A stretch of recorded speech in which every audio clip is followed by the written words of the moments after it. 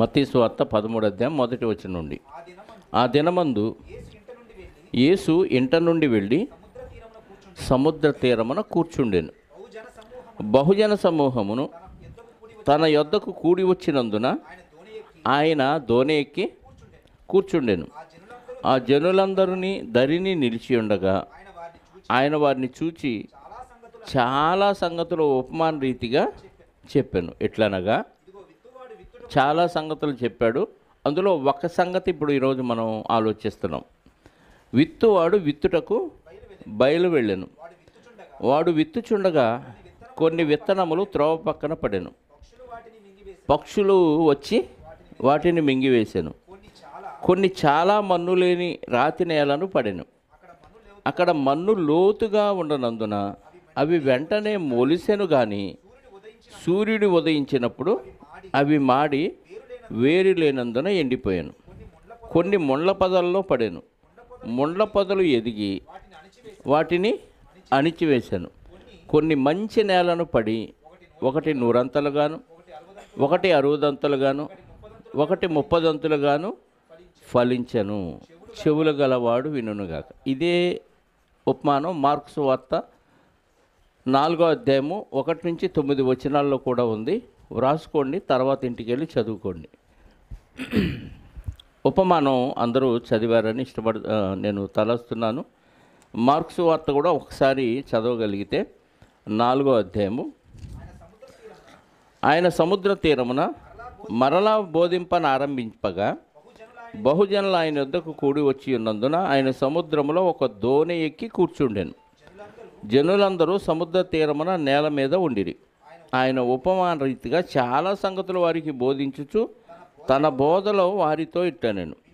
వినుడి, ఇదిగో విత్తువాడు విత్తుటకు బయలు వెళ్ళెను.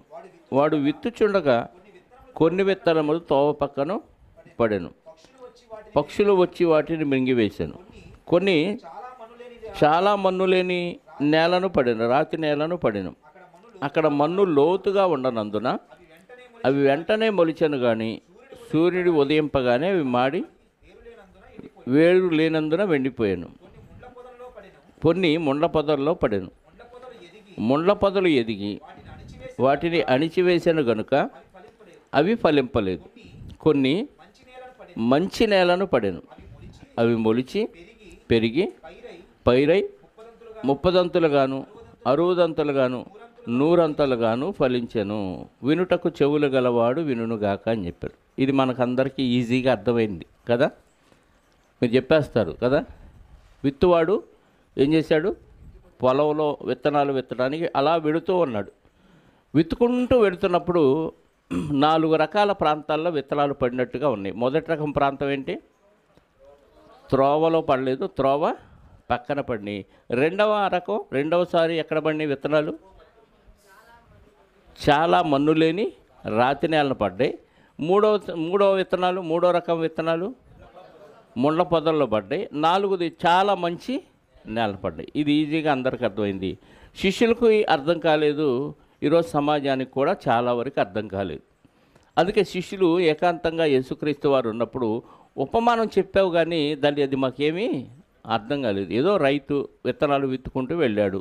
కొన్ని విత్తనాలు త్రోవ పక్కన, కొన్ని విత్తనాలు చాలా మన్ను లేని రాతి నేలన, కొన్ని విత్తనాలు ముండ్ల పొదల్లో, కొన్ని విత్తనాలు మంచి నేలన పడ్డాయి. ఇది అర్థమైంది.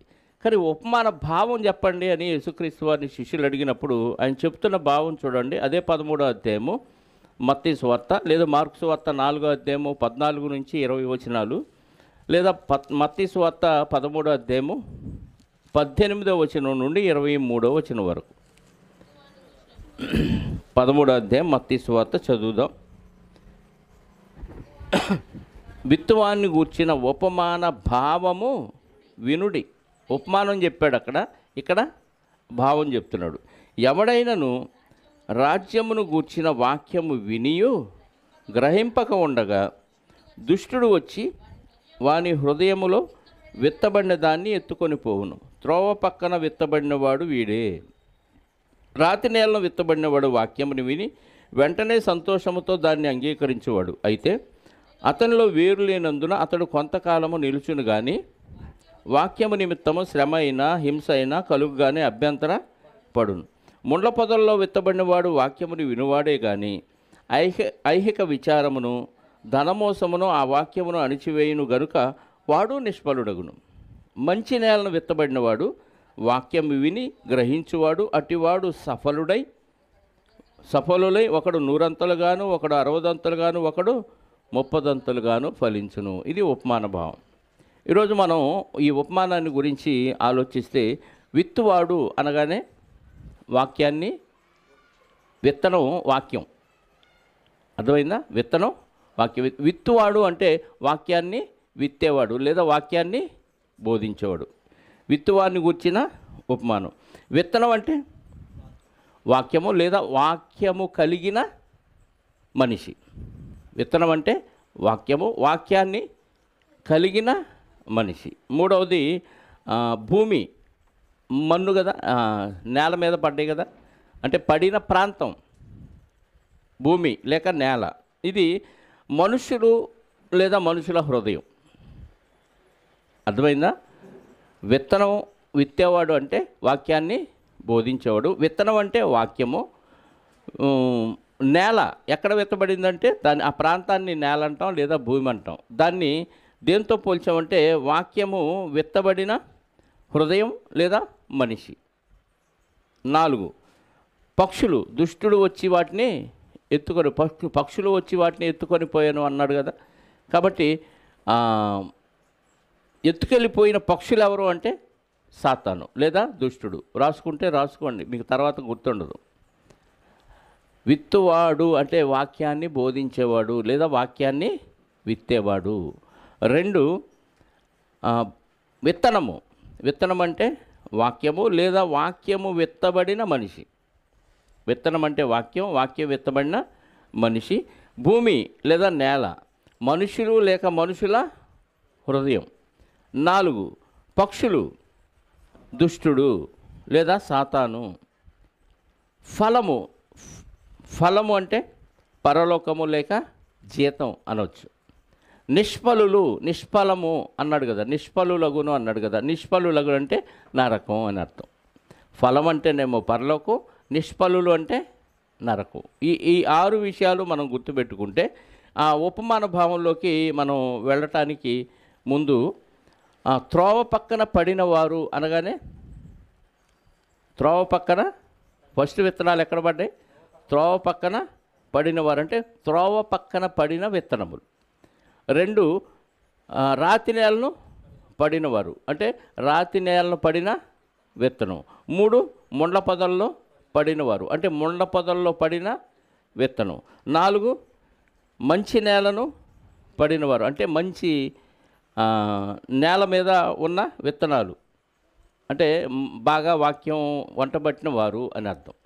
ఈ 4 రకాల వ్యక్తులు ఎక్కడుంటారు? ఈ 4 రకాల వ్యక్తులు సమాజంలో ఉంటారు లేదా సంఘంలో ఉంటారు. సంఘంలో అందరూ వాక్యానుసారంగా వచ్చిన వాళ్ళు కాదు.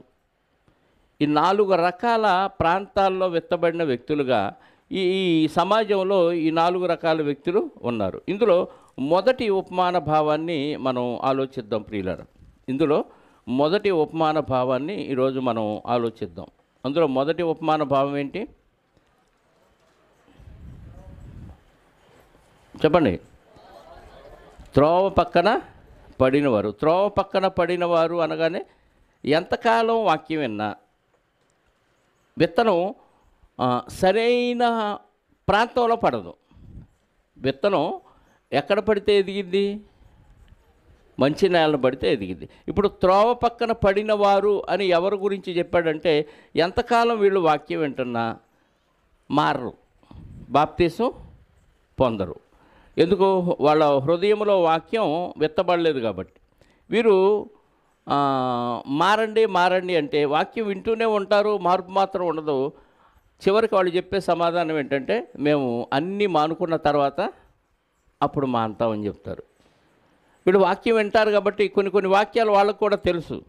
ఎందుకయ్యా అప్పుడు మారుతామంటే, సిలువలో దొంగ మారాడు కదండి, సిలువలో దొంగ లాస్ట్లో లక్కీ ఛాన్స్ కొట్టేశాడు కాబట్టి మేము కూడా ఆ టైం వచ్చినప్పుడు, పోయే కాలం వచ్చినప్పుడు లేదా మరణానికి దగ్గర అయినప్పుడు అప్పుడు మారుతామని చెప్పే టైపు.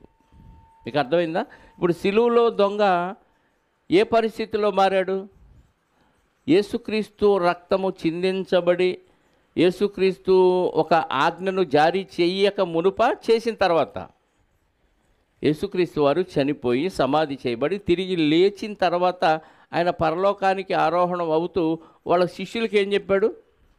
మీరు సర్వలోకానికి వెళ్ళి సర్వ సృష్టికి సువార్తను ప్రకటించండి, నమ్మి బాప్తిసం పొందినవాడు రక్షించబడును, నమ్మని వానికి శిక్ష విధించబడును అని. ఎప్పుడు చెప్పాడు ఆయన? చనిపోకముందా, చనిపోయి తిరిగి లేచిన తర్వాత? చనిపోయి తిరిగి లేచిన తర్వాత. ఇప్పుడు ఆయన చనిపోకముందు ఈ ఆజ్ఞ ఉందా? నమ్మి బాప్తిసం పొందినవాడు రక్షించబడును, నమ్మని వానికి శిక్ష విధించబడును అని ఆజ్ఞ లేదు. కాబట్టి యేసుక్రీస్తు వారు అక్కడ దొంగని ఎలా క్షమించాడంటే, ఆయనకి భూమి మీద మార్క్స్ వార్త 2వ అధ్యాయంలో ఉంటుంది, 13వ వచనం చూడండి. 13:10, 2:10. అయితే పాపములు క్షమించుటకు భూమి మీద మనుష్య కుమారునికి అధికారము కలదని మీరు తెలుసుకొనడని. అంటే భూమి మీద యేసుక్రీస్తు వారికి ఏముంది? అధికారం ఉంది. ఆయన ఉన్నాడు, ఆయన పక్కన దొంగ ఉన్నాడు. ఇప్పుడు నేడు నీవు నాతో కూడా పరదేశంలో ఉండు. ఆయన పక్కన ఉన్నాడు కాబట్టి వచ్చే నాతో పాటు వచ్చేయని తీసుకెళ్ళిపోయాడు, అధికారం ఉంది కాబట్టి. ఇప్పుడు ఆయన ఉన్నాడా భూమి మీద? లేడు. ఎక్కడున్నాడు? తండ్రి కుడి పార్శ్వమున ఆసీనుడై ఉన్నాడు. మరి ఎలా వెళతారు ఎవరైనా పరలోకం అంటే, ఆయన నమ్మితే చాలు పరలోకం వెళ్ళిపోతారు. ఆజ్ఞ వచ్చింది, అంతకుముందు ఆజ్ఞ లేదు. కాబట్టి సిలువలో దొంగకి ఉన్న అవకాశం నీకు లేదు, ఎందుకంటే ఆయన భూమి మీద లేడు, ఆయన పక్కన నువ్వు లేవు. మీకు అర్థమైందా? చాలామంది రోగుల దగ్గరికి వెళ్ళి లాస్ట్లో ఇంకా కాసేపట్లోనో 2-3 రోజుల్లో చనిపోతారన్న దగ్గరికి వెళ్ళి వాక్యం చెప్పి చెప్పి చెప్పి నువ్వు మారు మనసు పొందు, బాప్తీసం తీసుకో, ప్రభువుని హృదయంలో చేర్చుకో, అంగీకరించి చెప్తే అంటాడు ఆయన. అమ్మయ్య, నేను చెప్పిన దానికి ఆయన అన్నాడు కాబట్టి, ప్రభు హృదయాలను చూస్తాడు కాబట్టి ఈయనకు పరలోకం కన్ఫామ్ అని ప్రార్థన చేస్తారు అయ్యగారు. చేస్తారా? విన్నారా ఇట్లాంటి? ఇప్పుడు అది చెల్లేది కాదు. ఆయన బతికున్నప్పుడు ఆయన పక్కన ఉన్నాడు కాబట్టి, భూమి మీద మనుష్య కుమారుడికి పాపాలు క్షమించే అధికారం ఉంది కాబట్టి ఆయన క్షమించాడు. సిలువలో దొంగ పరలోకం వెళ్ళిపోయాడు, పరదేశం. అంతే కదా? మరి ఇప్పుడు కుదిరిద్దా? కుదరదు. కాబట్టి నమ్మి బాప్తీసం పొందాలి, ఖచ్చితంగా వాక్యాన్ని అనుసరించి బతికితేనే పరలోకం. బెడ్ మీద ఉండి నేను ప్రభువుని నమ్ముకున్నాను, బాప్తీసం తీసుకోవడానికి అవకాశం లేదు కాబట్టి హృదయాన్ని ఎరిగిన దేవుడు పరలోకం ఇస్తాడంటే పొరపాటు. వీళ్ళంతా త్రోవ పక్కన పడినవారు, అందుకే వాక్యానుసారంగా ఉండరు, దేవుడు ఏర్పాటు చేసిన మార్గంలో ఉండరు. రోమపత్రిక 3వ అధ్యాయం 11వ వచనం వాళ్ళు అంటాడు కదా, చదవండి ఒక మాట, 11-12. నీతిమంతుడు లేడు, ఒక్కడు లేడు, గ్రహించువాడు ఎవడు లేడు, దేవుని వెతకువాడు లేడు, అందరూ త్రోవ తప్పి. అంటే త్రోవలో లేరా? ఎవరు వీళ్ళు? త్రోవ పక్కన పడిన విత్తనాలు. అందరూ త్రోవ తప్పి ఏకముగా పనికి మాలినవాడు కాబట్టి సిలువలో దొంగతో పోల్చుకుంటాడు. ఇలాంటి వాళ్ళు సంఘంలో ఉంటారా? ఉండరా? ప్రతి సంఘంలో ఉంటారు. ఎన్ని వాక్యాలు ఉన్నా, ఎంత సీనియారిటీ ఉన్నా వాళ్ళల్లో మార్పే రాదు, వాక్యానుసారంగా బతకరు, ప్రభువుని అంగీకరించరు. ఒకవేళ అంగీకరించిన వాక్యానుసారంగా బతకరు, ఎందుకంటే వీళ్ళు త్రోవలో లేరు, ప్రభు ఏర్పాటు చేసిన మార్గంలో వీళ్ళు లేరు కాబట్టి వీళ్ళకి వాక్యం త్రోవ పక్కన పడిన వారితో దేవుడు పోల్చాడు. ఒక ఎగ్జాంపుల్ చూడండి, లూకాసు వార్త 7వ అధ్యాయము 29 నుంచి చదువుదాం. లూకాసు వార్త 7వ అధ్యాయము 29 నుంచి 35 వరకు చదువుదాం. ప్రజలందరూ శుంకరులను యోహాను బోధ విని, ఏమిటంటే బాప్తీసం ఇచ్చే యోహాను గారు బోధ విని ప్రజలందరూ శుంకర్లు. అతడిచ్చిన బాప్తీసం పొందిన వారై దేవుడు న్యాయవంతుడని ఒప్పుకొనిరి. ఎవరో ఒప్పుకుంది? యోహాను గారు బాప్తీసం ఇచ్చే యోహాను గారు బోధ చేస్తే ఆ బోధ విని ప్రజలందరూ శుంకర్లు కూడా ఈయన ఇచ్చే బాప్తీసం కరెక్టే అని దేవుడు న్యాయవంతుడని ఒప్పుకొనిరు. కానీ పరిసయ్యులను ధర్మశాస్త్రోపదేశకులు అతని చేత బాప్తిస్మము పొందక తమ విషయమై దేవుని సంకల్పమును నిరాకరించిరి. అసలు వాస్తవంగా బాప్తిస్మం పొందవలసిన జాబితాలో ముందుండవలసిన వాళ్ళు వీళ్ళు ఎవరు? పరిసయ్యులు, ధర్మశాస్త్రాన్ని ఉపదేశించేవాడికి వాక్యం ఎక్కువ తెలిసిద్దా, ప్రజలకు తెలిసిద్దా ఎక్కువ? ఉపదేశించేవాడికి ధర్మశాస్త్రం అంతా తెలిసినప్పుడు, ఓహో యేసుక్రీస్తు వారు రావటానికి ముందు ఆయన మార్గాన్ని సరళం చేయటానికి ఏలియా యొక్క ఆత్మను కలిగిన ఒక దూత వస్తాడన్న విషయం వాళ్ళకి తెలియాలి, మలాకీ గ్రంథం ప్రకారం కదా. వాళ్ళు ధర్మశాస్త్రోపదేశకులు నిరాకరించారంట. అంటే వీడు త్రోవలో లేరు, త్రోవ పక్కన పడిన జాబితా ఇది. ఇంకా కాబట్టి ఈ తరం మనుషులను మీరు దేనితో పోల్చుదును? వారు దేనిని పోలి ఉన్నారు?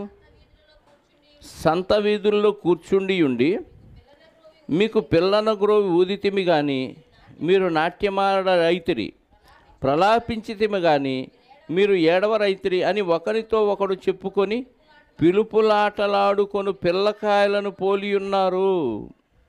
ఎవరితో పోల్చాడు? గోలిగాయలు ఆడుకునే పిల్లకాయలతో పోల్చాడు ఈ తరం వారిని, ఆ తరం వారిని. బాప్తిస్మం ఇచ్చి యోహాను రొట్టె తినకయు ద్రాక్షారసము తాగకయు వచ్చాను గనుక వీడు దయ్యం పట్టిన వాడని మీరు అనుచున్నారు. మనుష్య కుమారుడు తినుచు త్రాగుచు వచ్చాను గనుక మీరు ఇదిగో వీడు తిండిపోతును మద్యపానీయు సుంకర్లకును పాపులకును స్నేహితుడని మీరు అనుచున్నాడు. అయినను జ్ఞానమని దాని సంబంధులందరిని బట్టి తీర్పు పొందుదనెను. మీరు జ్ఞానాన్ని బోధిస్తున్నారు కానీ జ్ఞానానుసారంగా మీరు బ్రతకట్లే. అందులో ఉన్న విషయం వీళ్ళకి అర్థం కావట్లేదు. ఎవరికి? ధర్మశాస్త్రోపదేశకులకి, పరిచయాలకి అర్థం కావట్లేదు. అంటే నిజమైన దేవుని మార్గంలో ఉంటే వీళ్ళకి అర్థమైద్దా? ముందుగా అర్థం కావాల్సిన వాళ్ళే వీళ్ళు. కాబట్టి వీళ్ళు త్రోవలో లేనివారు. అంటే ఎవరితో పోల్చాడు ఇలాంటి వారిని? త్రోవ పక్కన పడిన విత్తనాలను పోల్చినవారు. మరొక ఎగ్జాంపుల్ చూద్దాం. అపోస్తల కార్యాల గ్రంథం 17వ అధ్యాయము 30-31. వాస్తవంగా దేవుడు ప్రణాళికను ఎవరి కోసం సిద్ధం చేశాడు అంటే, ఆ జ్ఞాన కాలమున దేవుడు, అంటే పాత నిబంధన కాలమున దేవుడు పోనీలని వదిలేశాడు, చూచి చూడనట్టుగా ఉండెను. ఇప్పుడైతే అంతటను అందరును మారు మనసు పొందవలనని మనుషులకు ఆజ్ఞాపించుచున్నాడు. ఇప్పుడైతే అందరూ అంతటా మారు మనసు పొందాలని దేవుడు ఆజ్ఞాపిస్తుంటే వాళ్ళు ఏం చేశారు? బాప్తిస్మం ఇచ్చి యోహాన్నే నిరాకరించారు. దేవుని సంకల్పాన్ని నిరాకరించి యోహాను గారి చేత బాప్తిస్మం పొందలేదంటే అజ్ఞాన కాలంలో ఉండి యేసుక్రీస్తు వారు రాక మునుపు వచ్చిన ఈ జ్ఞాని మాటలు కూడా వాళ్ళు వినకుండా నిరాకరించారంట.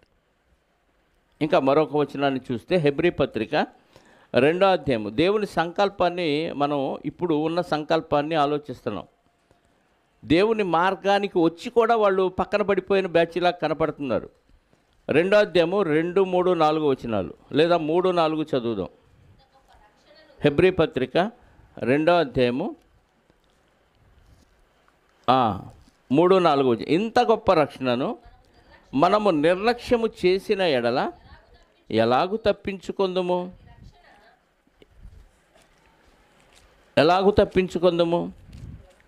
ఇట్టి రక్షణ ప్రభువు బోధించుట చేత ఆరంభమై దేవుడు తన చిత్తానుసారముగా సూచక క్రియల చేతను మహత్కార్యముల చేతను నానా విధములైన అద్భుతముల చేతను వివిధములైన పరిశుద్ధాత్మ వరములను అనుగ్రహించట చేతను వారితో కూడా సాక్ష్యమిచ్చుచుండగా వినిన వారి చేత మనకు దృఢపరచబడెను. ఇప్పటికీ సమాజంలో ఇలాంటి వారు చాలా ఉన్నారు. ఎప్పుడు ప్రారంభమైందంట ఇంత గొప్ప రక్షణ? ప్రభు బోధతో ప్రారంభమై అపోస్తుల ద్వారా అద్భుతాలు, సూచక్రియలు, మహత్కార్యాలు దేవుని చిత్తానుసారంగా జరిగించి ఏం చేశాడు? వినిన వారి చేత మనకి సాక్ష్యం ఇచ్చారు. వాళ్ళు ఆ సాక్ష్యాన్ని విన్నవారి చేత మనకు దృఢపరచబడి వ్రాయబడింది. ఇప్పటికీ వాక్యాన్ని విని కూడా త్రోవ పక్కన పడిన విత్తనాల్లాగా చాలామంది ఉన్నారండి. వాళ్ళకి బుర్రలోకి ఎక్కదు. ఎందుకు? వాళ్ళు త్రోవలో లేరు కాబట్టి వాళ్ళకి వాక్యం ఎక్కదు. ఎప్పుడు వాళ్ళు సైడ్గానే ఉంటారు. మన సంఘంలో కథ బెటర్, కానీ బయట సంఘాల్లో ఇదిగో ఈ బ్యాచ్ ఎక్కువ. చర్చికి వస్తారు వెళతారు కానీ వాక్యానుసారంగా బ్రతకలేరు. ఇప్పటికీ అనవర్లపూడిలో దాదాపు సంవత్సరం పైనే కదా, సంవత్సరంన్నర దాటిందా, సుమారు సంవత్సరంన్నర నుంచి వాళ్ళకి బోధ చేస్తానే ఉన్నాం. మొన్న ఒక ఆయన చనిపోయాడు. ఆ చనిపోయాడో లేదో అందరూ గ్యాదర్ అయిపోయారు.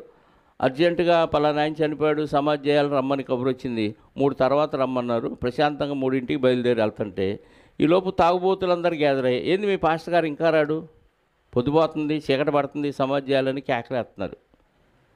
పోనీ ఎందుకు రావాలి, ఎందుకు ప్రార్థన చేయాలనే విషయాలు వాళ్ళకి తెలియవు. వాళ్ళకి తెలిసిందంటే చస్తే పాస్టర్ గారు వచ్చి ప్రార్థన చేస్తే అప్పుడు పెట్టేస్తాలి.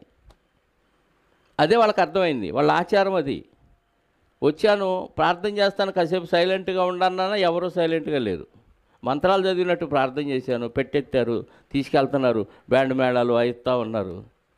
ఏం పాట అది? పరదేశులమో ప్రియులారా అని కొంత దూరం వాయించి చక్కరగా సమాధి దగ్గరికి వెళ్ళామో లేదో ఆరేసుకో పారేసుకో అనే బ్యాండ్ మేళం వాయించారు. నేను ఆశ్చర్యపోయా. ఇప్పుడు దాకా ఏదో పరదేశులమో ప్రియులారని వాయించారు, ఇంతలోకి వీళ్ళు పారేసుకుంటున్నారు ఇంద్రబాబు అని నాకు బాధ వేసింది. మళ్ళీ నేను అలా చూడగానే నా వైపు చూశారు, మళ్ళీ దేవుడి పాట ఎత్తుకున్నారు. వీళ్ళు తోవలో ఉన్నవాళ్ళ పక్కన ఉన్న చుట్టూ మైకులు ఉన్నాయి, చుట్టూ వాక్యం వినపడతానే ఉంది. ఎంతకాలం వాక్యం విన్న వాళ్ళ పరిస్థితి ఏంటి? ఇప్పుడు ఈరోజు లేట్ అవ్వటానికి కూడా అదే కారణం. వచ్చి ఆదివారం దినం పెట్టుకున్నారు. ఆదివారం దినం పెట్టుకున్నామంటే మీరు రావాల్సిందే అన్నారు. ఎవరిని అడిగి పెట్టారని అడిగాను. పెద్దలందరూ కూర్చోనంట మాట్లాడుకొని 15వ రోజు పెట్టాలని సిద్ధాంతం ప్రకారంగా 15 రోజు పెట్టారంట. ఎవరు చెప్పారు 15 రోజు పెట్టాలని? అంటే పెద్దలందరూ మాట్లాడారండి. మరి బైబిల్లో అయితే లేదమ్మా అది. ఎవరిని అడిగి పెట్టండి? మా పెద్దల నుంచి ఎప్పటి నుంచో ఆచారం వస్తుందంట. మరి వాక్యాలు ఏంటున్నారు కదా ఇంతకాలం మీరు, మీకేమర్థమైంది బైబిల్? ఇంతకు మీరు ఆ సాంప్రదాయాన్ని పాటిస్తారా, దీన్ని పాటిస్తారా అని అడిగితే సైలెంట్. ఏం చెబుతాం? దీన్ని నేను ఒప్పుకోనని ఖండించాను. బతిలాడి ఆల్రెడీ కార్డులు ప్రింట్ వేసి కబుర్లు కూడా వెళ్ళిపోయినాయి. ఏం చేస్తాం? చచ్చినట్టు ఒప్పుకున్నాం. అర్థమైందా? వాళ్ళ పారంపర్య ఆచారాలే గెలుస్తున్నాయి. వీళ్ళకి ఏమి వాక్యం అర్థం కాదు. త్రోవలో ఉన్నవారా పక్కన ఉన్నవాళ్ళ? ఖచ్చితంగా త్రోవ పక్కన ఉన్నవారే. వాక్యాలు వింటున్నారంటే బ్రహ్మాండంగా వింటున్నారు. విత్తనాలు వెళ్తున్నాయా? వాక్యపు విత్తనాలు విత్తేవారు వెదజల్లుతూనే ఉన్నారు, కానీ వాళ్ళ హృదయాల్లోకి వెళ్ళట్ల. కారణం ఏంటి? హృదయం సరైన మార్గంలో లేదు. ఇప్పుడే అనుకూల సమయం, ఇదే రక్షణ దినం. ఎక్కడుందా మాట? కొరింథీ మొదటి పత్రిక. వాళ్ళు రక్షణలోకి రారు. 6వ అధ్యాయం 2వ వచనం కదా, 2వ పత్రిక కొరింథీయులకు రాసిన అనుకూల సమయమందు అని ఆయన చెప్పుచున్నాడు కదా. ఇదే ఇప్పుడే అనుకూలమైన, మిక్కిలి అనుకూలమైన సమయము. ఇదిగో ఇప్పుడే, ఇదే రక్షణ దినము. ఇదే ఆన్ ద స్పాట్లోనే నువ్వు రక్షణ తీసుకోవాలి. రేపేం జరిగిద్దో మీకు తెలియదు. కానీ గుండె ధైర్యం, బలమైన ధైర్యంతో బతుకుతున్నారు చాలామంది. వాక్యం హృదయంలోకి ప్రవేశించట్లా. కారణం వాళ్ళు త్రోవ పక్కన పడినవాడు. ఎవరిని వాళ్ళు టెస్ట్ చేసుకోవచ్చు. నేను త్రోవ పక్కన ఉన్నానా, త్రోవలో ఉన్నాను అన్న విషయం ఎవరికి వాళ్ళకి అర్థమైపోయింది. వాక్యానుసారంగా బతుకుతుంటే వాళ్ళు త్రోవలో ఉన్నట్టు.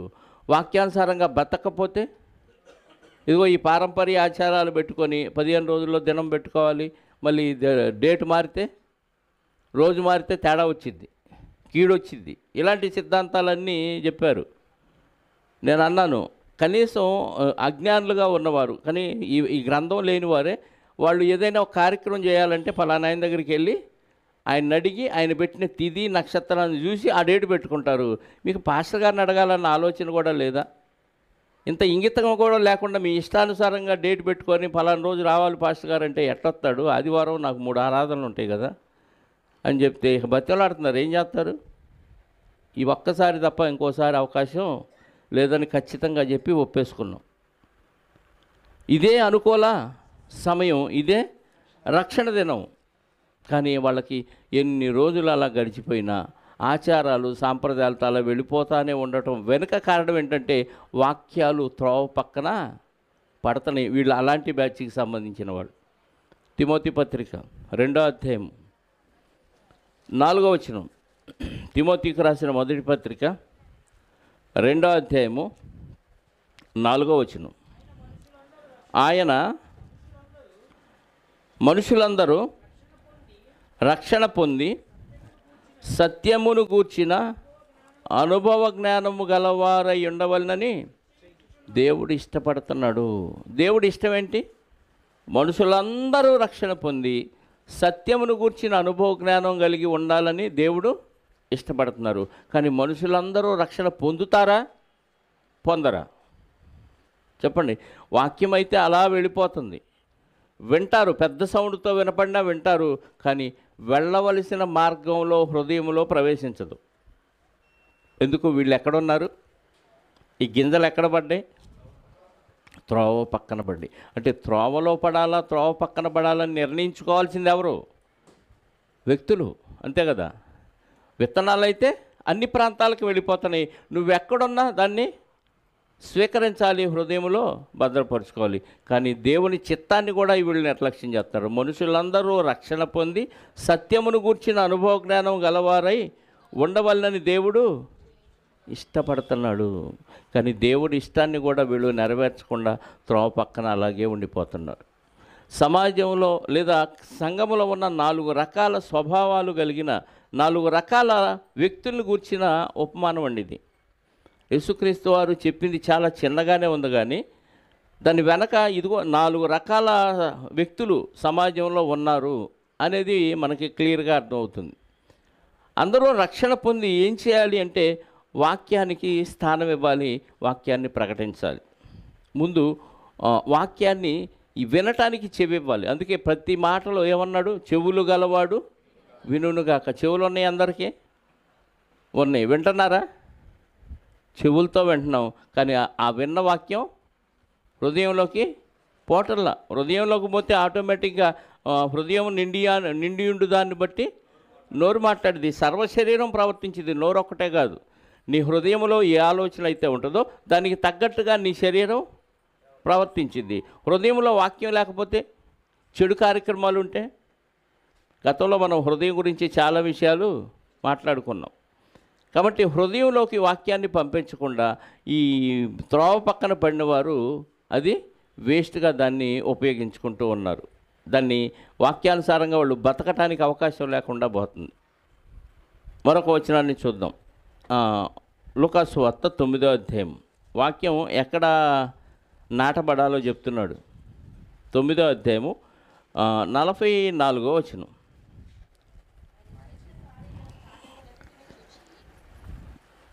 లూకాసు వార్త 9వ అధ్యాయము 44. ఆయన చేసిన కార్యములన్నిటినీ చూచి అందరూ ఆశ్చర్యపడుచుండగా ఆయన, ఈ మాటలు మీ చెవులలో నాటనీయుడి, మనుష్య కుమారుడు మనుషుల చేతికి అప్పగింపబడబోచున్నాడని తన శిష్యులతో చెప్పాను. ఎక్కడ నాటాలంట? మాటలు ఎక్కడ నాటాలి? చెవుల్లో నాటబట్టమైంది. చెవేమన్నా ఎకరం పొలమా? అంత పెద్ద చెవులమని. అరే నా మాట ఏమి నాటలేదా మీకు అంటారు. విన్నారు ఈ మాట? నాటటం అంటే నాటేది ఎందుకు? అసలు మొలకెత్తాలి, పెద్దదవ్వాలి, ఫలాలు ఇవ్వాలి. నాటేది ఎందుకు? నాట్లు వేసేది ఎందుకు? ఫలాల కోసం నాట్లు వేస్తారు. ఇప్పుడు దేవుని మాటలు, ప్రభువు మాటలు ఎక్కడ నాటబడాలంట? చెవుల్లో నాటబడితే ఆ నాటబడింది ఫలాలు ఇస్తుంది అని అర్థం. ఎక్కడ నాటబడినా అది ఏం చేయాలి? నాటబడింది ఫలాలు ఇవ్వాలి. ముందు చెవుల్లో నాటబడితే చెవుల్లో నుంచి ఆటోమేటిక్గా ఎక్కడికి వెళ్ళిపోద్ది?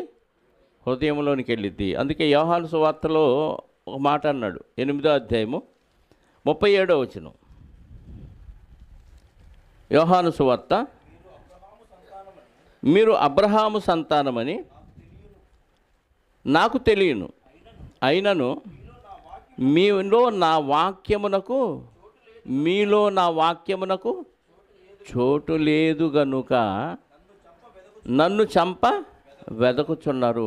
అంటే వాక్యము ఎవరి హృదయములో అయితే లేదో వాళ్ళు వాక్యానికి వ్యతిరేకంగా బతుకుతారు. ఈరోజు క్రైస్తవులుగా చెప్పబడుతున్న వారి హృదయంలో వాక్యం చాలామందిలో లేదు, అందుకే వాక్యానుసారంగా బతకట్లేదు. పోనీ అన్యుల్లో ఉందంటే వాళ్ళలో కూడా లేదు కాబట్టి క్రైస్తవులంటే ఏంటో అర్థం కాకుండా క్రైస్తవులను చంపబెట్టడానికి వెతుకుతున్నారు. యేసుక్రీస్తు వారిని వాళ్ళు ఎందుకు చంపడానికి వెతికారంట? వాళ్ళ హృదయంలో వాక్యానికి చోటు లేదు. ఎందుకు లేదంటే వీళ్ళు త్రోవ పక్కన పడినవారు. హెబ్రీ పత్రిక 2వ అధ్యాయం, హెబ్రీ పత్రిక 2వ అధ్యాయం 1వ వచనం. కావున మనము వినిన సంగతులను విడిచిపెట్టి కొట్టుకొని పోకుండానట్లు వాటి యందు మరి విశేష జాగ్రత్త కలిగి ఉండవలను. విన్న సంగతులు విడిచిపెట్టి పోకుండా ఉండాలంటే మనం ఎక్కడ ఉండాలి? త్రోవ పక్కన మాత్రం ఉండకూడదు. జాగ్రత్త కలిగి ఉంటే మనం త్రోవ పక్కన ఉండం. విన్న సంగతులన్నీ విడిచిపెట్టి వదిలేసుకోకుండా ఉండాలంటే మనం త్రోవలోకి రావాలి. ఇప్పటిదాకా ఒకవేళ త్రోవ పక్కన ఉన్నా నువ్వు అర్జెంటుగా ఎక్కడికి రావాలి? త్రోవలోకి రావాలి. విడిచిపెట్టి కొట్టుకొని పోకుండానట్లు మీరు విశేష జాగ్రత్త కలిగి ఉండాలి. ఇంకా తిమోతి పత్రిక 2వ పత్రిక 1వ అధ్యాయము 14వ వచనం. తిమోతికి రాసిన 2వ పత్రిక, మీకు అప్పగింపబడిన ఆ మంచి పదార్థములను మనలో నివసించు పరిశుద్ధాత్మ వలన కాపాడుము. అంటే విన్న సంగతులు మంచి పదార్థాలంటే అన్నిటికంటే మంచి పదార్థాలు మీకు ఏది ఇష్టమైతే ఆ పదార్థం అనుకోకండి. అన్నిటికంటే మంచి పదార్థాలు వాక్యం. ఈ వాక్యాన్ని ఏం చేయాలంట? విన్న సంగతులు విడిచిపెట్టుకొని కొట్టుకొని పోకుండా ఉండాలంటే వాక్యాన్ని ఎవరికి అప్పగించాలో తెలుసా? మనలో నివసించు పరిశుద్ధాత్మకు అప్పగించాలి, అప్పుడు కాపాడుతాడు. మనం విన్న సంగతులు ఎవరికో అప్పగిస్తాం, లేదా నిర్లక్ష్య వైఖరి వహించి వదిలేస్తాం. దానివల్ల మనలో ఉన్న పరిశుద్ధాత్మకు అప్పగించకపోవటం వలన వాక్యం మనలో నిలబడదు. వచ్చే వారం అడిగాను అనుకో, ఈ వారం ఏం చెప్పానని టకటక చెప్పగలిగిన వాళ్ళు ఎంతమంది ఉన్నారు? చాలా అరుదుగా ఉంటారు. అంటే వాళ్ళు ఎవరికి అప్పగించలేదు వాక్యాన్ని? పరిశుద్ధాత్మకు అప్పగించలేదు. అందుకే వీళ్ళు త్రోవ పక్కన పడినవారు. త్రోవ పక్కన పడినవారు ఎలా ఉంటారంట? 13వ అధ్యాయం మత్తయి సువార్తలో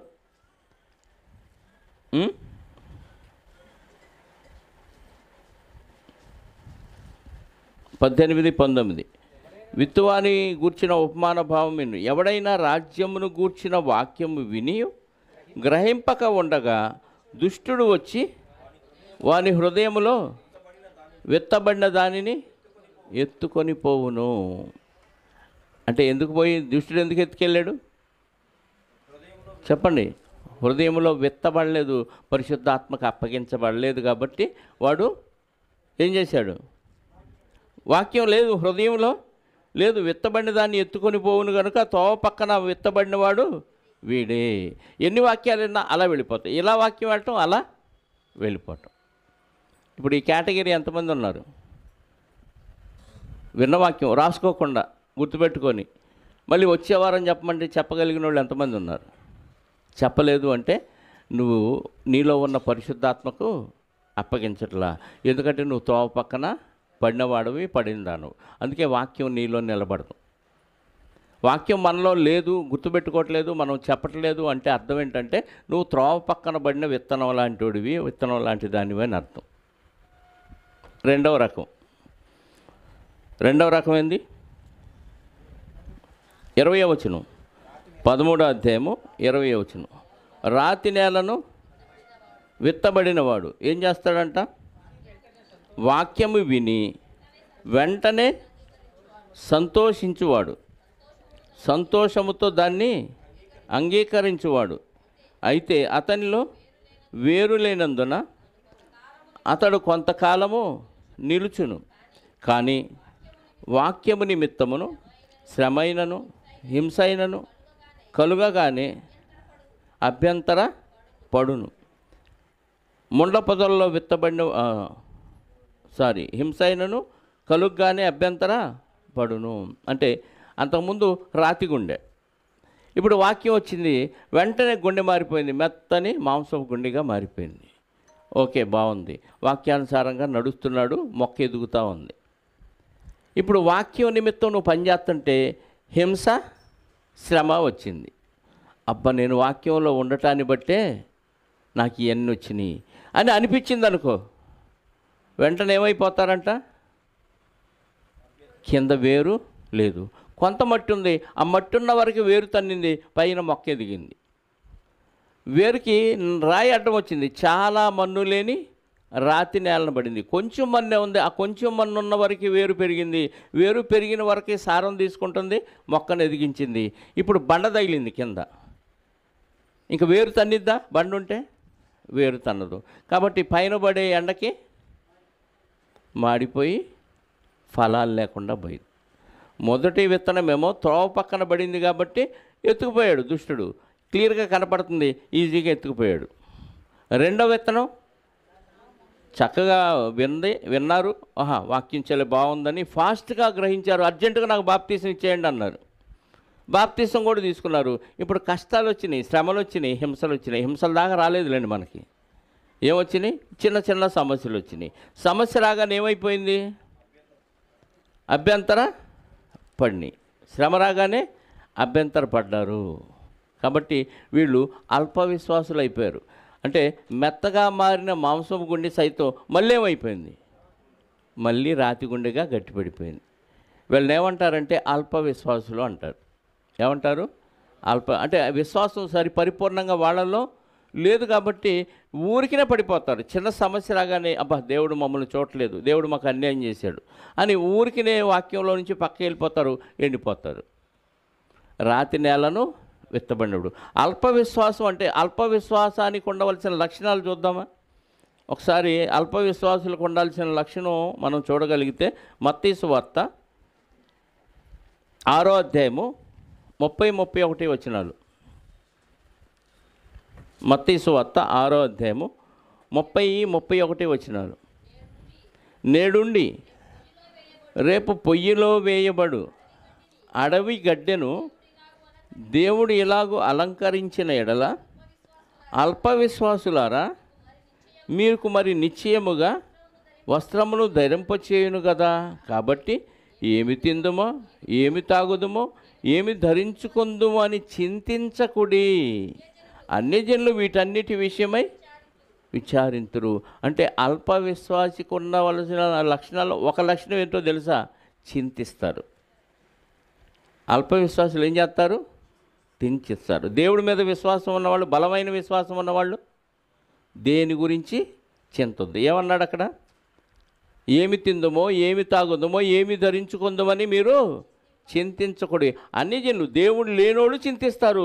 మీరు దేవుడు ఉన్నవారికి దగ్గరకు, ఉన్నవాని దగ్గరకు వచ్చిన ఉన్నవారు మీరు. ఏది ఎప్పుడు ఎలా జరగాలో సమస్తము సమకూడి జరిగిస్తాడు. రోమపత్రిక 8లో చెప్తాడు కదా, 29 అనుకుంటే చూడండి. రోమపత్రిక 8:29.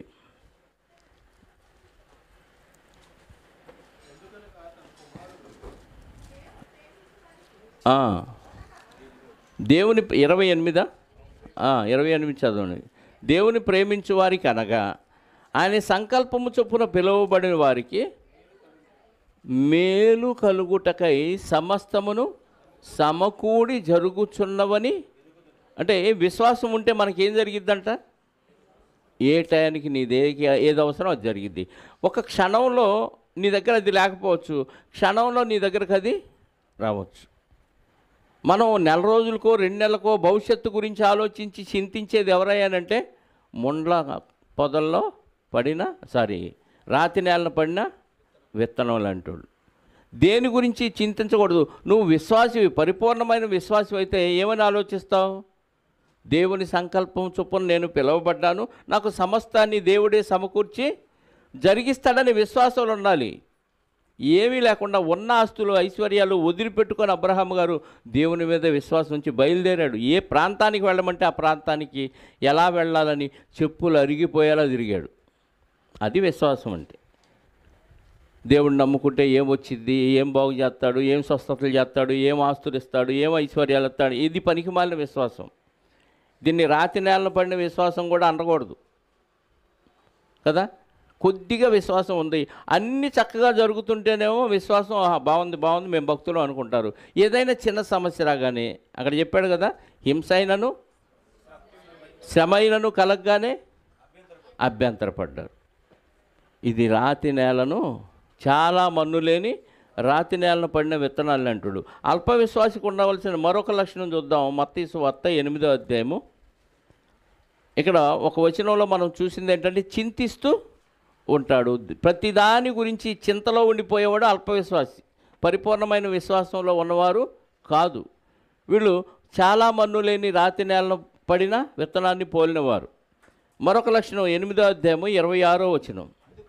అందుకు ఆయన అల్ప విశ్వాసులారా ఎందుకు భయపడుచున్నారు అంటున్నాడు. అంటే అల్ప విశ్వాసికి ఉండే మరొక లక్షణం ఏంటి? భయపడతా ఉంటాడు. అమ్మో ఏమైద్దో, అయ్యో ఏమైద్దో, రేపెట్ట, ఎల్లుండెట్ట, ఇంట్లో బియ్యం లేవు, ఇంట్లో తిండి గింజలు లేవు, ఫీజులు కట్టాలి, అది చేయాలి, ఎట్ట అని భయపడతాడు. నిజమైన విశ్వాసి సమస్తాన్ని సమకూర్చి ఆ టయానికి ఆయన ఇస్తాడు.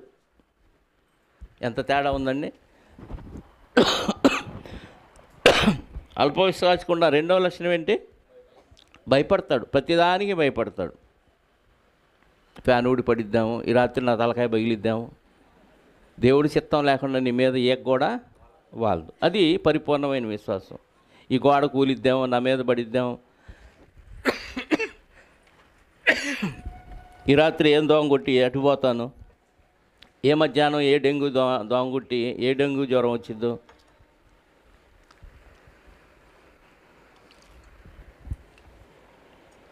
మూడో లక్షణం మత్తయి సువార్త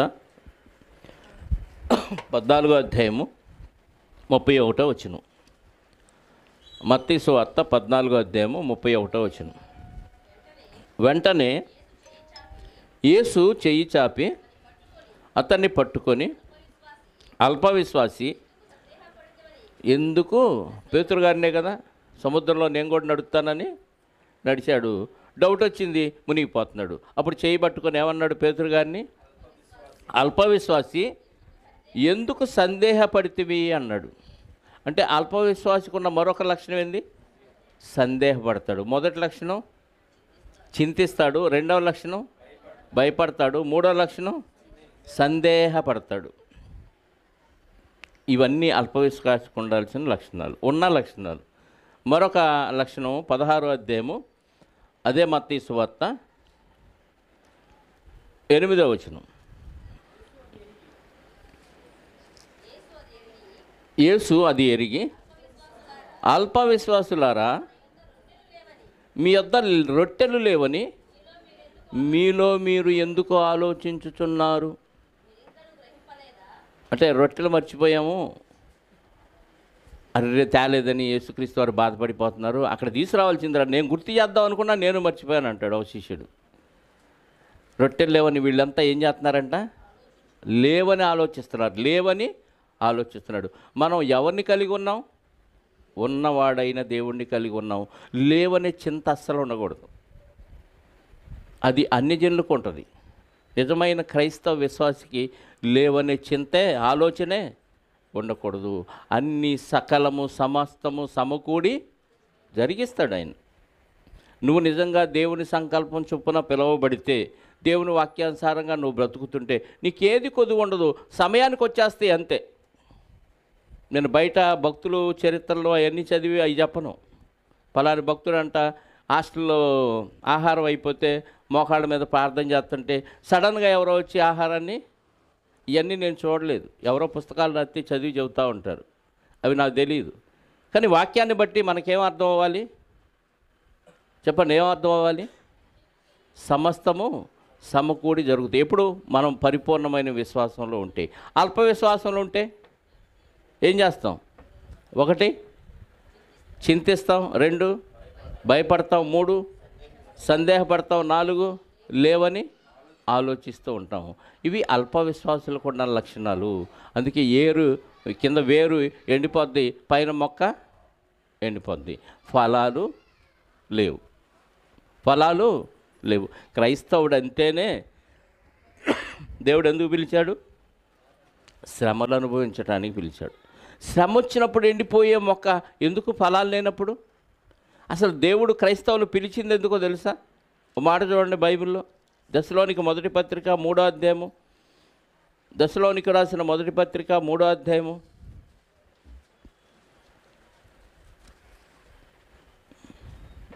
1 నుంచి చదువు. కాబట్టి దశలోనికులకు రాసిన మొదటి పత్రిక 3వ అధ్యాయము 1 నుంచి. కాబట్టి ఇక సహింపజాలక ఏథెన్సులో మేము కన్ఫ్యూజ్ అవుతున్నారు, నన్ను కన్ఫ్యూజ్ చేస్తున్నారు. మేము ఎటువంటిగానైనా అన్నట్టుంది. మేము ఒంటిగానైనను ఉండుట మంచిదని ఎంచి ఈ శ్రమల వలన ఎవడునూ కదిలింపబడకుండానట్లు మిమ్మల్ని స్థిరపరచుటకును మా విశ్వాస విషయమై మిమ్మల్ని హెచ్చరించుటకును మన సహోదరుడును క్రీస్తు సువార్త విషయంలో దేవుని పరిచారకుడైన తిమోతిని పంపితిమి. ఎందుకు పంపించాడంట తిమోతి గారిని దశలోనిక సంఘానికి? మనము ఎందుకు నియమించబడ్డామో చెబుతున్నాడు. ఈ శ్రమల వలన మీరు ఎవ్వరూ కదలకూడదు. శ్రమ వచ్చినప్పుడు రాతి నేలను పడిన విత్తనం ఏమైంది? ఎండిపోయింది. ఈ శ్రమ వచ్చినప్పుడు మీరు కూడా అలా ఎండిపోకుండా స్థిరంగా ఉండటానికి తిమోతిని మీ దగ్గరికి పంపించు. అంటే మంచి వాక్యం ఫీడ్ అయితే ఎవడు ఈ శ్రమలు వచ్చినప్పుడు కదిలింపబడడు. ఇంకా చదువుదాం. మేము మీ యొద్ద ఉన్నప్పుడు మనము శ్రమలను అనుభవించవలసినదని మీతో ముందుగా చెప్పితిమి కదా, అలాగే జరిగింది. ఇది మీకు తెలియను. అట్టి శ్రమలను అనుభవించుటకు మనము నియమింపబడిన వారమని మీరు ఎరుగుదురు. ఇట్టయితే మేము క్రీస్తులోకి వచ్చేవాళ్ళం కాదు అనేవాళ్ళు చాలామంది ఉంటారు కదా. చేస్తున్నాడు శ్యాము గారు, అందుకేనా? అది తెలిసేనా? చేయనొబ్బుట్టి ఎత్తారా? క్రైస్తవులు ఎందుకంట పిలిచింది దేవుడు? అట్టి శ్రమలను అనుభవించుటకు మనము నియమించబడిన వారము మీరు ఎరుగుదురు. మీకు తెలుసు కదా, తెలియటం వేరు, శ్రమ వచ్చినప్పుడు నిలబడటం వేరు. అదే అనుభవ జ్ఞానం అంటాడు. ఇందాక చదివాం తిమోతి పత్రికలో, మనుషులందరూ రక్షణను గూర్చిన సత్యమును గూర్చిన అనుభవ జ్ఞానం గలవారై ఉండవాలని ఆయన ఇచ్చించుచున్నాడు. అనుభవం వేరు, శ్రమలు వస్తాయి అనటం వేరు కదా. శ్రమలు వస్తాయి అనటం వేరు, అనుభవించాలని మేము ముందే చెప్పాం, అవి అనుభవిస్తున్నాం. అందుకే దేవుడు మనల్ని పిలిచాడని చెప్తున్నాడు. అవి వచ్చినప్పుడు అందులో నిలబడి ఎదగటం చాలా కష్టం అండి. ఎదిగినోడే పూర్ణ విశ్వాసంతో ఉన్నవాడు. మరొక వచనం, అపోస్తుల కార్యాల గ్రంథం 14వ అధ్యాయము 22వ వచనం. అపోస్తుల కార్యముల గ్రంథం 14వ అధ్యాయము 22వ వచనం. శిష్యుల మనసులను దృఢపరచి విశ్వాసమందు నిలకడగా ఉండవలనని అనేక శ్రమలను అనుభవించి మనము దేవుని రాజ్యములో ప్రవేశింపవలననియు వారిని హెచ్చరించరి. మనం దేవుని రాజ్యంలో, పరలోక రాజ్యంలో ప్రవేశించాలంటే ముందేం చేయాలంట?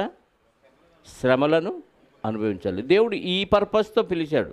శ్రమలు లేకుండా క్రైస్తవ్యం లేదు, శ్రమలు లేకుండా పరలోకం లేదు. మొన్నొక ఏదో పెళ్లి ప్రసంగం విన్నాను ఎక్కడో. మనం క్రైస్తవులు ఎస్సీ ఎస్టీలని చిన్నచూపు చూస్తున్నారు.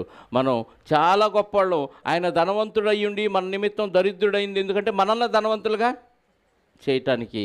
క్రైస్తవులందరూ చాలా ఉన్నత వర్గాలకి. ఒకప్పుడు నేను కాళ్ళకు చెప్పులు లేకుండా వచ్చాను, ఈరోజు సూట్లు వేసుకొని వాక్యం చెప్తున్నాను, విమానాల్లో తిరుగుతున్నా అని చెప్తున్నాడు. అంటే వాక్యం అర్థమైందా? తోవ పక్కన ఉన్న మొక్క ఇది.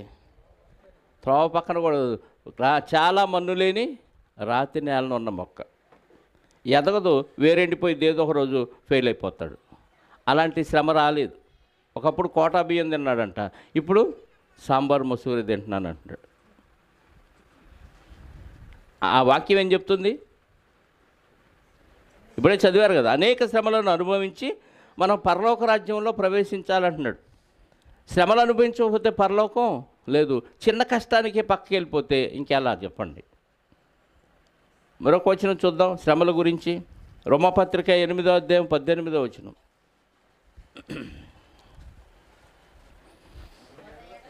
మన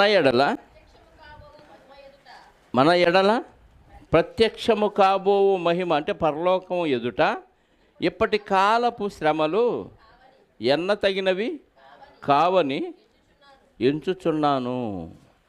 ఇది అర్థమైపోతే ఇంకా దేవుని వాక్యానికి ఎవరో డొమ్మా కొట్టరు.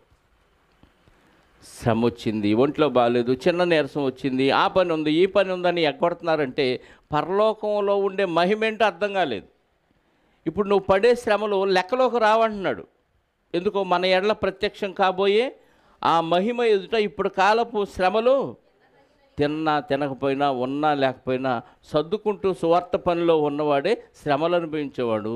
ఎవరు ఎదిరించినా సరిగ్గా సమాధానం చెబుతూ, వాళ్ళు కొడితే కొట్టించుకోవటం, తిడితే తిట్టించుకోవటం, తన్నితే తన్నించుకోవటం, చంపితే చావటం. ఇది చేయాలి క్రైస్తవులు. ఎదురు తిరిగి పోరాటం, మాటలతో చెప్పొచ్చు, వాక్యంతో చెప్పొచ్చు. దూషణ మాటలు, బూతులు, సరసోక్తులు ఇవి క్రైస్తవుల నోట రాకూడదు. శ్రమలు అనుభవించడానికే మనం వచ్చాం. ఆ మహిమ అర్థం అయిపోతే ఇప్పటి కాలపు శ్రమలు ఎన్న తగినవి కావని చెప్తున్నాడు. కొలస్సీ పత్రిక 1వ అధ్యాయము. పౌలు గారు కొలస్సీలకు రాస్తూ వాళ్ళతో ఏమని చెప్తున్నాడు చూడండి. 24వ వచనం, 1వ అధ్యాయము 24, కొలస్సీ పత్రిక. ఇప్పుడు మీ కొరకు నేను అనుభవించుచున్న శ్రమలయందు సంతోషించుచు సంఘము అను ఆయన శరీరము కొరకు క్రీస్తు పడిన పాట్లలో కొదువైన వాటి యందు నా వంతు నా శరీరమందు సంపూర్తి చేయుచున్నాను. యేసుక్రీస్తు వారు దేని కొరకు పాట్లు పడ్డాడంట? సంఘం అనే తన శరీరం కొరకు ఆయన పడిన పాట్లు. ఆయన పాటు పడ్డాడు, అయిపోయింది, వెళ్ళిపోయాడు. ఇప్పుడు తర్వాత తరంలో శిష్యులు వచ్చారు, వాళ్ళు వాళ్ళ పాటలేయో వాళ్ళు పడ్డారు. దేనికోసం ఇవన్నీ? సంఘం అనే శరీరం కొరకు శ్రమలు అనుభవించారు. ఇప్పుడు పౌలు గారు వచ్చాడు, ఆయన ఏమంటున్నాడు? ఇంకా కొద్ది ఉంది, సంఘం ఇంకా సంపూర్ణం కాలేదు. కాబట్టి నా వంతు సంఘం కొరకు నేను కొదువైన వాటిని నా వంతు నేను పాటలు పడుతున్నాను, శ్రమలు అనుభవిస్తున్నానని చెప్తున్నాడు. అంటే ఇలా మనం ఆలోచిస్తూ పోతే ఖచ్చితంగా శ్రమ లేనిదే నీకు పరలోకం లేదు. శ్రమ లేనిదే నువ్వు సంపూర్ణుడు అవ్వవు. శ్రమ లేనిది ఏమవు? సంపూర్ణ స్థితిలోనికి మారం. కాబట్టి ఖచ్చితంగా క్రైస్తవులకు శ్రమలు రావాలి. అందుకే చాలా మన్ను లేని రాతి నేలను పడిన విత్తనాలలాగా ఈరోజు క్రైస్తవ్యం ఉంది. ఇట్లా సమస్య రాగానే అలా క్రైస్తవులోంచి ఎస్కేప్ అయిపోతున్న వారు చాలామంది ఉన్నారు. విత్తువాని ఉపమానంలో మనం 2 విషయాలు ఆలోచించాం. మొదటిది త్రోవ పక్కన పడిన విత్తనం. వాళ్ళు వాక్యాన్ని భద్రం చేసుకోలేదు కాబట్టి, తనలో ఉన్న పరిశుద్ధాత్మకు అప్పగించుకోలేదు కాబట్టి ఎవడొచ్చి ఎత్తుకుపోయాడు? దుష్టుడికి అంత ఇష్టం ఆ వాక్యం అంటే. మనకి ఇష్టం లేదు కాబట్టి పోగొట్టుకున్నాం. ఆడికి ఇష్టమైంది ఎందుకు? ఆడు బాగుపడటానికి కాదు, నువ్వు చెడిపోవటానికి.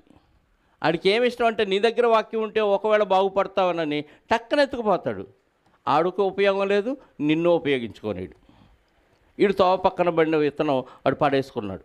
రెండవది చాలా మన్ను లేని రాతి నేలను పడిన విత్తనం. ఏమైంది? ఎదిగింది. బాగా వినగానే అబ్బో భలే ఉంది వాక్యం, సత్యం అంటే ఇది, అసలు ఇలాంటి వాక్యమే మనకు కావాలి, మనం బాగుపడాలి, పరలోకం వెళ్ళాలంటే ఇదే కావాలనిపించింది. కానీ కొన్ని శ్రమలు రాగానే వేరు కింద తన్నల ఆ కింద రాయి అడ్డం తగిలింది. ఆ రాయి దెబ్బకి ఏమైంది? పైన పచ్చగా ఉండాల్సింది ఎండిపోయింది. అంటే శ్రమ అయినా హింస అయినా రాగానే, హింస అయితే అసలు పూర్తిగా ఎస్కేప్ అయిపోతాం అనుకోండి, శ్రమ వస్తేనే మనం పూర్తిగా అభ్యంతరపడ్డాం. ఎందుకంటే శ్రమల కొరకే మనం ఏర్పాటు అయ్యామని, శ్రమలు అనుభవిస్తేనే మనకు పరలోకం వస్తుందని, ఆ పరలోకంలో ఉండే ఆ మహిమ కోసం మనం ఎన్ని శ్రమలైనా అనుభవించి ఆ పరలోకాన్ని స్వతంత్రించుకోవాలని, ఈ శ్రమలు పెద్ద లెక్కలోనివి కాదన్న విషయం భక్తుల చరిత్ర చూస్తే మనకు అర్థం అవ్వాలి. అర్థమైనా ఇంకా నువ్వు మన్ను లేని రాతి నేలనే ఉంటే ఎవరు ఏమి చేయలేరు. మిగతా 2 విత్తనాలు వచ్చే వారం ఆలోచిద్దాం.